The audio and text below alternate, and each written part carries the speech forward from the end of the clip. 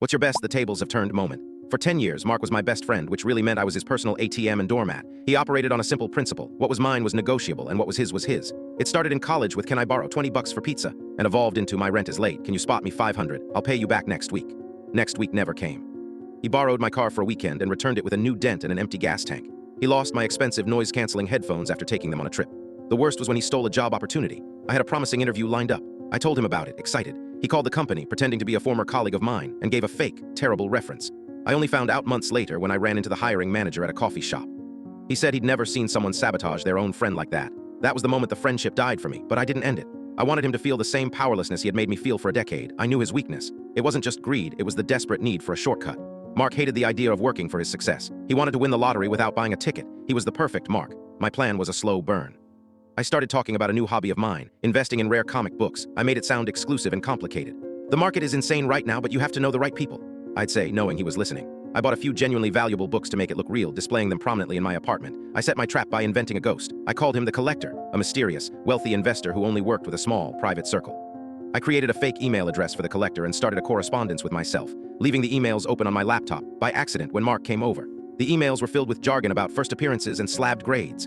The bait was a once-in-a-lifetime opportunity. The Collector was facilitating the private sale of a near-mint condition Action Comics #1, the first appearance of Superman, the Holy Grail. The price was high, $100,000, but it was a fraction of its market value. The catch, the sale had to be silent and it had to be all in cash. Mark took the bait harder than I could have imagined. He started asking questions, first casually, then obsessively. I played reluctant. I don't know, Mark, this is serious money, it's not for everyone. The more I pushed him away, the more desperate he became. The midpoint was when he showed up with a bottle of expensive whiskey, my favorite, and begged me to let him in on the deal. He saw it as his one big score, the shortcut he'd been waiting for his whole life. This was my earned discovery moment, not of a clue, but of the confirmation that his own avarice had completely blinded him. He was ready. I told him the Collector had agreed to let him take half the share. He just needed to wire $50,000 to a specific holding company. What he didn't know was that the holding company was a publicly traded, highly volatile penny stock I had been tracking. It was a legitimate company, but it was on the verge of bankruptcy.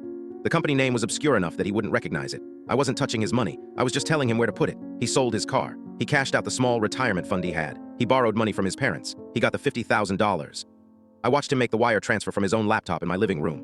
His hands were shaking with excitement. "We're going to be rich," he kept saying. The next morning, the company announced it was filing for Chapter 11. The stock fell 99% in pre-market trading. His $50,000 was now worth less than $500. He called me, screaming, sobbing, incoherent with rage and panic. He accused me of stealing his money. I let him scream. When he finally ran out of breath, I said, in the calmest voice I could manage, "Mark, it was an investment. There's always a risk. I lost 50 grand too." It was a lie, of course. My half of the money never existed, but he could never prove it. "It's just money, man," I said, echoing the words he'd said to me 100 times. "It'll come back." Then I hung up. He had to move back in with his parents. I heard he tells everyone I scammed him, but nobody believes